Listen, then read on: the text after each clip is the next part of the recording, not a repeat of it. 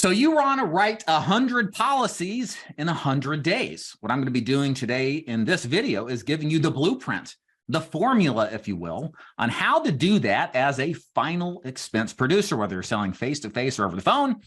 My name is David Duford. I own Duford Insurance Group. I train and recruit agents across the nation to sell final expense, specializing in one-on-one intensive mentorship to get the most out of our agents to help them be as successful as possible. Please check out davidduford.com/FAQ for more details. And then also, if you'd like to watch us create these videos live, like some people in the audience are right now watching live, you can join my Insurance Sales Success free training site. It's the best repository of training, my books for free, 30, 40, 50 plus hours of video training, intensive training in final expense, ACA, Medicare, and annuities, all for free. Did I say it was free? By going to davidduford.com/ISS, feel free to enroll and we'll see you over there. So let's jump right in. So 100 policies over the phone or face-to-face, how can we do it? I think the first thing in my experience to accept that this is possible, because there's people all over the country doing this right now. They're writing this much policies every quarter, about is what we call 100 days, around every 12 to 13 weeks. And what this amounts to is we have to break this down and see a big goal be transfigured into daily achievable goals. I find that every time I think about a big goal that I'm trying to accomplish, that it's a lot easier and more digestible to think about what can I do every day, sometimes even less than every appointment, if you will, in order to ultimately realize the long-term goal that I've set for myself. So when thinking of this, as we go through this process, we need to think about how to make this concept, which for many of us who maybe have never sold anything that sounds like a lot, achievable. So we're going to reverse engineer this thing first, break down what it actually requires of you to do in order to do this, and you'll see what you'll need to do on a daily basis. And then from there, now that you have the formula, and can explain to you, in my experience training agents for 10 plus years, why people don't do this. Because I know you might think I'm a magician and I'm going to explain things that are, never been described before, but I'm not. I'm just some dude that picked stuff along the way from people who were successful prior to me, and then I kind of created my own thing out of it. But I really don't have that many original thoughts, sorry. But what I do know is this business is pretty boring, pretty predictable. And once you know the formula, you just go work. But a lot of people don't do that. So I think just as equal as it is to explain the process, if this is your first time hearing this, it's going to seem profound, which is fine. There are as many people, if not more, that never take the first step to start this, which to me is the most important thing to address. We'll save that to last after we go through the formula. Okay, so it's really pretty simple. 100 policies is a policy a day, right? And if we were working 5 days during the week, then we need to know roughly, we need about write somewhere between 1 and 2 policies a day in order to achieve this goal that we have. And what this works out to is approximately 1 to 2 policies a day. And if we look at the average stat of not a really good agent, but not a poor agent, it takes somewhere around 50% of your presentations to close a policy. And if you're selling over the phone, what I just described is for face-to-face. For telesales, if you're doing an outbound strategy, again, not the greatest agent in the world, but not the worst, somewhere in the middle, like good, but not the greatest. About 1 out of 4 of your completed presentations over the phone should convert into a sale. And so now we've got the metrics. Now we've got the basics to reverse engineer to figure out, well, if I can do this much activity to achieve a sale, it's just a numbers game at this point, which was why final expenses is such a great business model. So if we do the math here, if the goal is to write 1 or 2 policies a day, and we're selling face-to-face, I want to do at minimum 4 presentations daily. Some days I might sell 1, some days I might sell 4, but we know our averages are going to state somewhere around half of those presentations are going to convert. And when I'm planning on trying to hit some goal, I just don't want to achieve the bare minimum.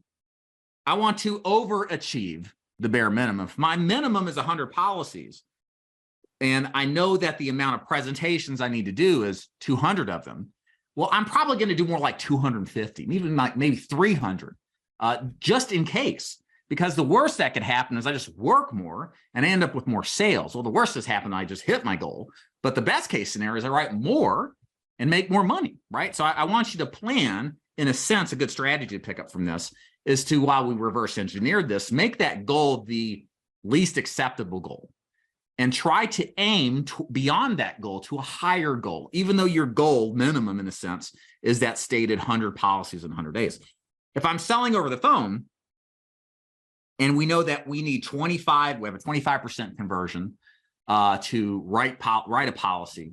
We need 4 presentations to write 1 policy. Well, to get 2 in a day, I need to have somewhere around 8 presentations completed every single day, right? And that means getting them on the phone, getting through the opening, rebuttaling the objections, and getting all the way to the close and at least offering price, right? That to me is a completed presentation, not one where they hang up on you because you couldn't get past the initial objections. So you need to have 8 of those a day. Make sense, everybody? And then from there, all you have to do at this point is then extrapolate out, well, how many leads do I need in order to accomplish this? So for face-to-face, if we have a 50% conversion rate on presentations, what I have found in face-to-face, our primary strategy for final expense are either direct mail leads or Facebook leads, okay? So Facebook leads generally is a better, direct mail leads is a better quality lead. And a good rule of thumb is about half the leads that you're going to buy weekly, you should be able to convert into an appointment. So if I get 40 leads a week, then I should be able, between door knocking and appointment setting, both of those, not one or the other, that metric's dependent on both combined, I need to do 20 appointments. I should be able to do that. I hope some weeks I'll do better. Some weeks maybe I won't, but the running average over time should be about 20 appointments a week. Now for Facebook leads, same metric, I find that you need just a little bit more to get the same amount. To me, somewhere about 30 to 40% of Facebook leads between door knocking and appointment settings should set.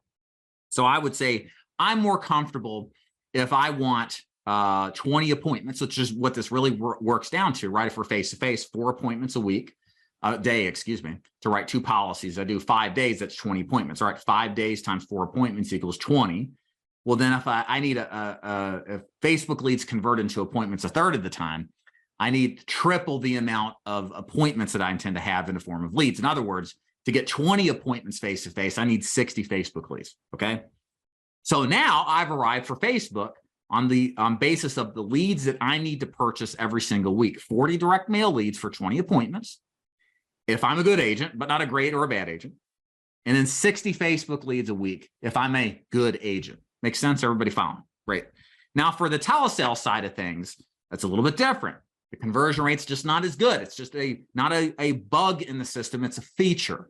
It's a part of what it is to sell over the phone. You're going to have to work a lot of leads in order to get the same amount of closes a week. And this is approximately 8 to 10 policies closed every week. So how many do you need? Well, a good agent in our business model is going to close 5% to 7% of his or her leads. That assumes that they're buying in large quantities. That assumes that they are triple dialing and they're putting in at least 40 to 50 hours on the phone every week. Closer to 50 is better, especially with a big goal like this. You have to have time on task with telesales. Don't expect, unless you're working some really unique system, that you're going to hit big numbers without big time on task. Very important. Same for face-to-face really as well. But for some reason, you need to remind telesales agents of this, because if they're not on the phone talking or closing, they're not going to be able to make money, right? So what we see for agents that put the time requisite in, that they need to have at least 125 leads a week generated off of Facebook. That's how we teach most of our agents to generate leads. Now you can purchase those leads. That's completely fine. But many agents eventually start to self-generate their own leads in order to drive down the cost of doing business.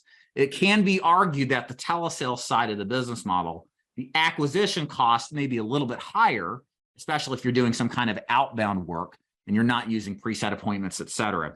So you might, a lot of agents eventually consider the self-generation route to cut their cost many times in half. Again, that comes with the added pressure of figuring out how to self-generate leads and making sure and managing your lead campaign so that they stay consistent.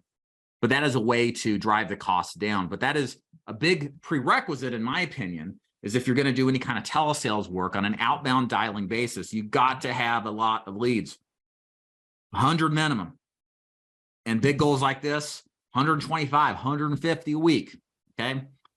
Really, you just have to. It's just how it is. A lot of these people don't even pick up the phone. That's half the battle. Most of the battle, really, is just getting to say hello to somebody, right? And that's just part of the system. And that means instead of complaining about it, whining about it, that you just accept it and work around it and not wish it was different, because it's just the way it is, right? So in short, there's the formula. Pretty simple, right? You just do 4 presentations a day if you're face-to-face, 8 presentations a day if you're over the phone. You each and every week buy the requisite amount of leads, whether it's direct mail, I would recommend 40 leads a week. Facebook leads, 60 leads a week if I'm doing face-to-face. And over the phone, 125 self-generated or purchased. Now, why do not 99% of agents do and follow through what I've said? I've been talking about this stuff for years. I've been doing this 10 plus years. I've been an agent since 2011. I've seen thousands and thousands of agents come through my doors, talk to many others who aren't with me, and the vast majority of you guys won't do this. I've just given you the formula. It's doable. People are doing it right now across the country. Why aren't you? Why aren't 99% of agents? I don't mean to, not trying to be a jerk here. I'm trying to get a point across, because the formula isn't the magic.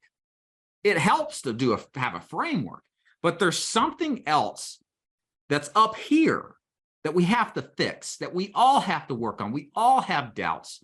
We all have anxiety. And I think addressing some of this stuff up front before you start this, and I hope that you do, don't just listen to me jabber on, you actually take this and take action on it. We need to address a lot of the mindset stuff, because this is where, if there's an X factor, a secret sauce, or something like that that exists, it's not in the system.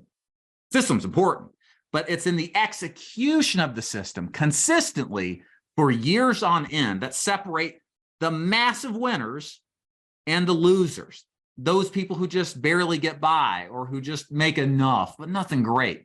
We don't want to be in that pile. We want to be in the massively successful pile. We're going to do this and we're going to go all in. Why wouldn't we want to go that route, right? So let's talk about some of the things that I have seen that have been the biggest impediments. I think the number one thing, and it's understandable because I've been there, lots of people are there, and a lot of this stuff you just have to experience. I wish everybody would just listen to me and then not do it. And I understand you got to just experience this sometimes. There's some things can't be taught. I remember John Duggar taught me that many years ago. He said that, and I thought, that's perfect, because I've screwed up a million times. But fear is probably the biggest one. Why don't people write 100 policies in 100 days? It's fear. They get started. They see the system. They see the formula. It's exciting. They can see themselves doing it. But then they got to drop like $1,500 on leads, or they got to learn how to self-generate leads. Then they got to learn a new skill set. Then they get scared. Then they get worried. What if it doesn't work out? And then they just pull back. Maybe they do that before they even start. Most people do go through this fear cycle, right?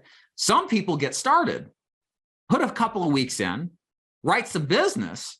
It's not as good as they thought it was that first week. Get cold feet and then pull out. They didn't even give themselves an honest shot.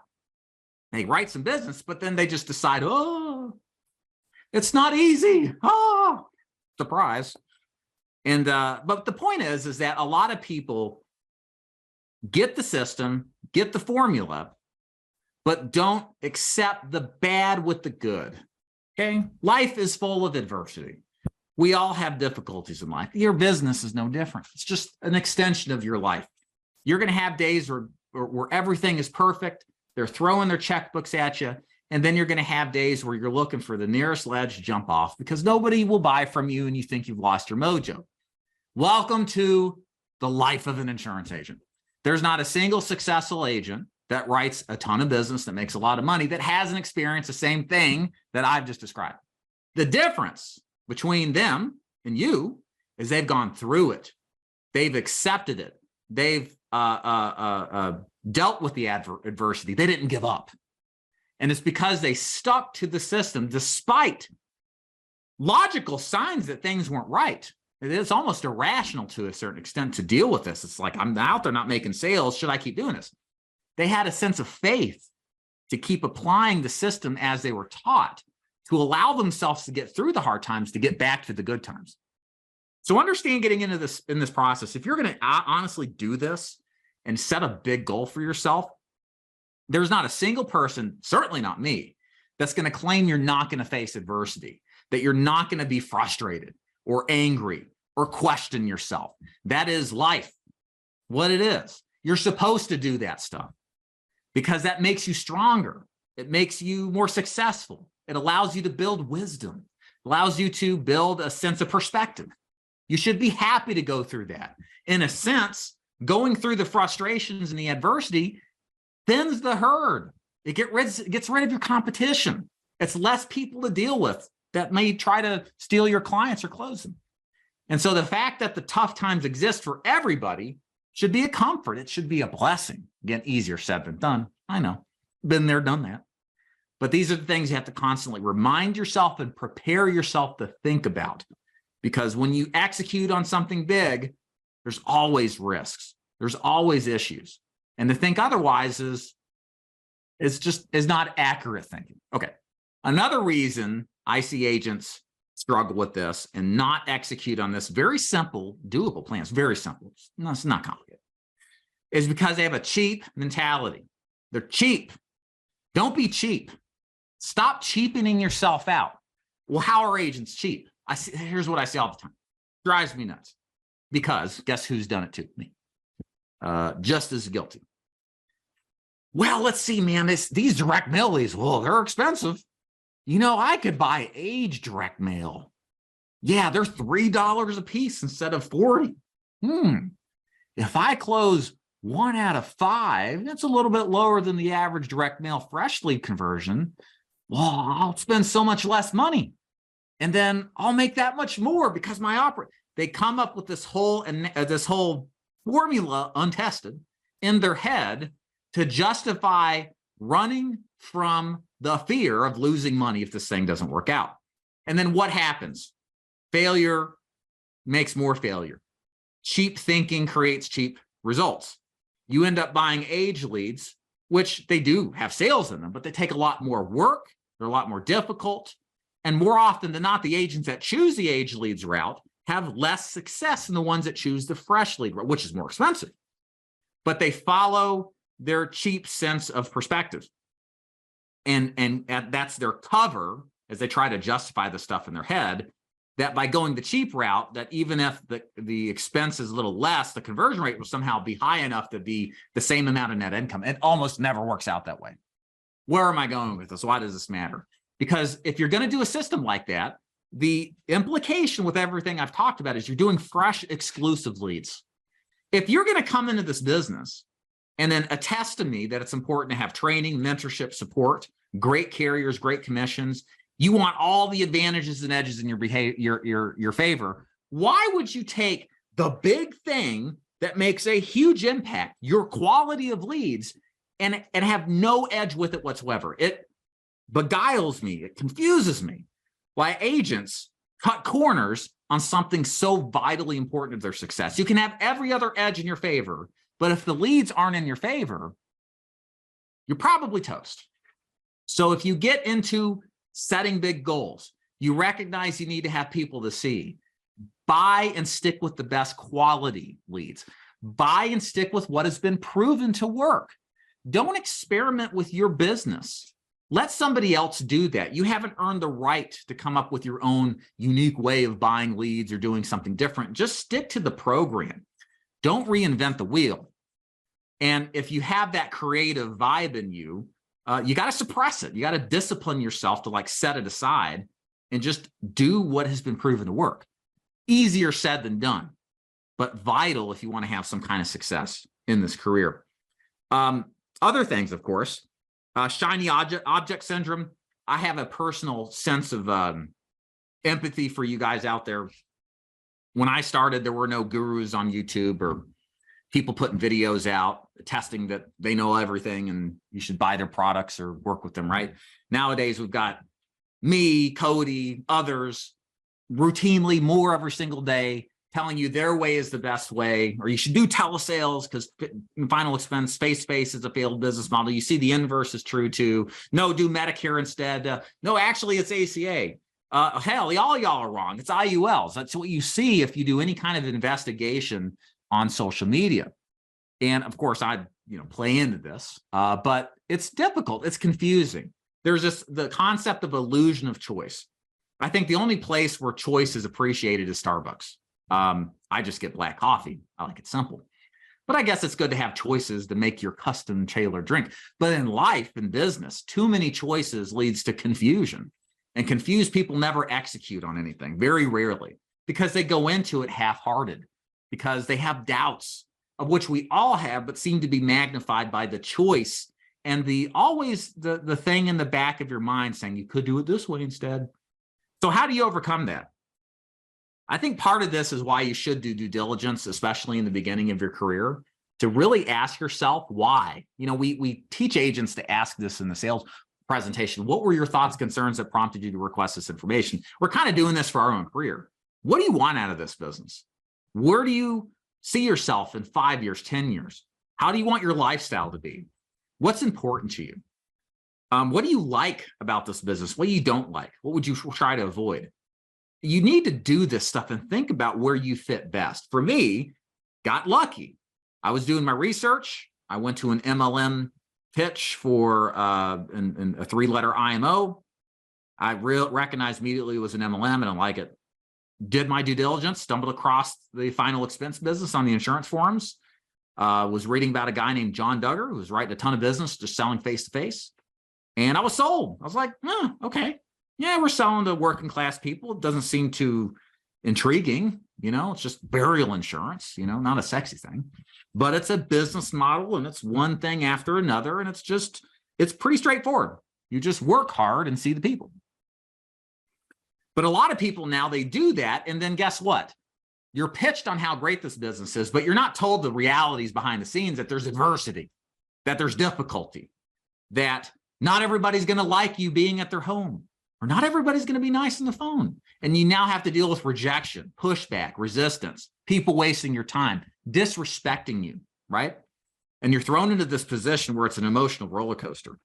And you're not taught or instructed in many cases exactly how to deal with it and why that's normal and okay. And this is part of the reason why there is for many of us, including myself early in my career, the shiny object syndrome is that when you run into problems and adversity, instead of going through the problem, having faith, right? Keeping faith during adversity, you pivot and then look for mortgage protection. That's a new thing to sell them. When that sucks, Medicare or IULs. And before you know it, you're like one agent that worked with me in the past. He had 17 years of insurance sales, but he had not 1 year of complete committed sales experience with one product. He never got ahead, ever. He should have been at 17 years in, multimillionaire as far as I'm concerned. But because he never had the commitment to just stick to it and be focused, he never got ahead high enough to overcome the basic stuff that all newbies experience, which is adversity. So where am I going with this? Be committed. Put blinders on. And this is a really important skill that you've got to do because it's required now. You can't just be like, I like to bring up Randall Baskin. He created what now is Aetna Senior Products, which used to be American Continental, sold to Genworth, sold to Aetna. He started in Murfreesboro, got a job because of a newspaper listing. And he wasn't like barraged by YouTube influencers with different stuff, right? He just went to work. Probably wasn't perfect, but he went to work and he gained the skill set. He got better and then he grew his business, right? We don't have that anymore. We have constant distractions. We have constantly people telling us that we should think differently. And in the beginning, when things are tough, we're prone to believe that. So what you have to do, I think, to a degree is put blinders on and be able to say yes to the thing, even when it's tough. And more importantly, this is the hard thing. I've heard Alex Samosi talk about this. Say no to things that may even look like better opportunities. That is really the difficulty that I see more in agents who are getting started, who get barraged by Medicare, ACA, et cetera, It's hard to stay on the path when people you respect in the business are telling you to go otherwise. That's why we've shifted gears in part strategically in recruiting agents. We don't take ACA or Medicare agents only anymore. We're strictly deal with final expense agents now, telesales or face-to-face, because what I discovered was I believe my promotion of all of this simultaneously was more confusing than anything. Most agents need to start with a life insurance product because they need to make money like yesterday. And the problem with Medicare and ACA, they're great products, but they're really an intermediate to long-term strategy to build passive income because their cash flow up front is really poor, especially after you account for the leads and the cost of the leads that you have to pay for in order to get in front of people. So put blinders on. That's the big thing. And then the last thing I'll say here, and then I'll open this up for your questions about any of the topics today, is you got to pay the price for success, y'all. I remember, I think I heard Jim Rohn or Tony Robbins, one of these guys, all of them have probably said this. Most people in life who've experienced success know this is true. If you want anything in life, it's all about sacrifice. You know, for me, like in my personal life, one of my goals is to be a black belt in jiu-jitsu. I train 4 days a week. I train at 6 in the morning. I train in the middle of the day. Sometimes I train in the evening. It's important for me because it's a idealized goal that I have of myself. But I have to give up that time that I'd otherwise be hanging around, you know, hanging out with my family, doing other activities that may be more fun because, you know, jiu-jitsu is great, but sometimes it sucks when you're getting smashed all the time and, you know, the younger guys are beating you up or, you know, whatever. If you do jiu-jitsu, you know exactly what I mean. It's not all fun.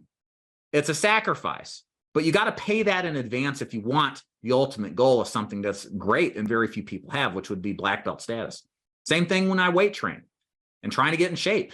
You can't eat like, you know, crap all the time if you want to get strong and get in shape. You have to restrict yourself. You have to discipline yourself. You have to go through the pain. It's not that you can't avoid it. We all like to think we can take drugs and pills to do it, but you can't. And life is like that. And of course, the business is like that. You have to pay the price in advance up front. And no, there's no guarantee that you're going to be successful. I wish I could say there was, but I'm an honest person. Some people aren't successful in this. This is a risk. Granted, you can mitigate it in the sense of being able to minimize it, but you have to pay that price. And what do I mean by paying the price? You have to pay the price to buy leads and the right kind of leads. Okay. That's vitally important. Number one. And the second thing is you got to pay the price on the sacrifice of time. It's easy for me to say this stuff, what I'm about to say, because I'm on the other side of it. But, you know, I'm glad I sacrificed time early on in my family life. It sucks to say that. But we didn't take a honeymoon.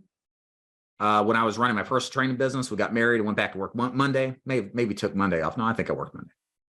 Got married Saturday. When my wife had twins, I went to work the next week full time. When I was on FMLA leave from Aramark, I went back to work to sell final expense full time, even though I was supposed to be FMLA, whatever. Had to make the money.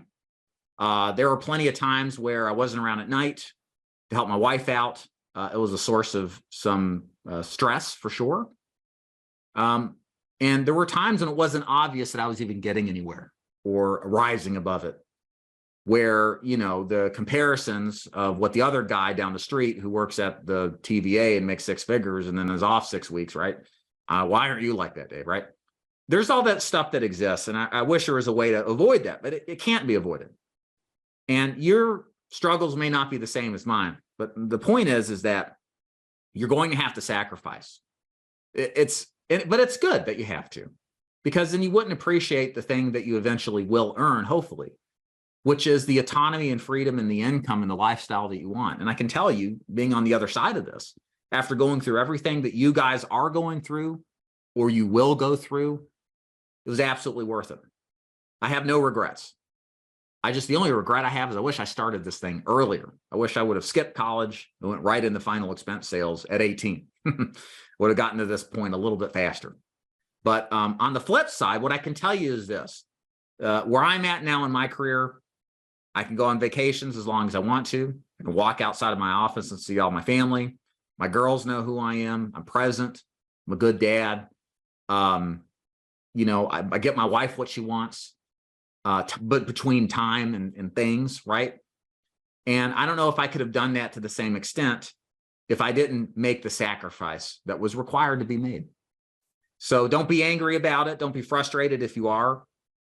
You're going to run into frustrations and adversity, but it's a part of the business. Embrace it. There is a light at the end of the tunnel. And the last thing I'll add here is that many things in life, it appears that there's no progress being made. When I do jujitsu, there are long stretches of time where I don't feel like I'm getting better. I feel like I'm rolling, meaning sparring the same people, not getting past a particular position and being frustrated, but I am getting better. I just don't see it.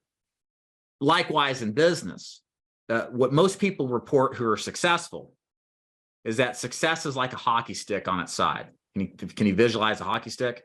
Like for years, it's like this. You get some success. You see marginal improvements, but then it takes off like this. It exponentializes, right? Like a hockey stick. That's how it was for me. And I'm only reporting this to you so you can have kind of some perspective that you got to spend a lot of time grinding through this thing, learning the business, getting better. You don't necessarily see you're getting better, but you're slowly putting the pieces together. And then typically what tends to happen is this, with this committed effort over time, that you start to exponentialize your returns. And that's how it's been the last couple of years for me. Outsized gains in income and results in my business than I had for many years prior to that. So long story short, I know this is a little digression from 100 sales in 100 days, but all of this really matters. The mentality side, the mindset side is how you get to whatever your number is that you want to achieve. It doesn't really matter what the number is, but it's making this thing up here stronger so that you can get through the adversity, so that you can get through the tough spots, and that you can follow the system that you intended to from the beginning and not get distracted, see the shiny objects, right? Or try to switch out what really is proven to work. So I hope you take some of this advice to heart. Hopefully it was helpful.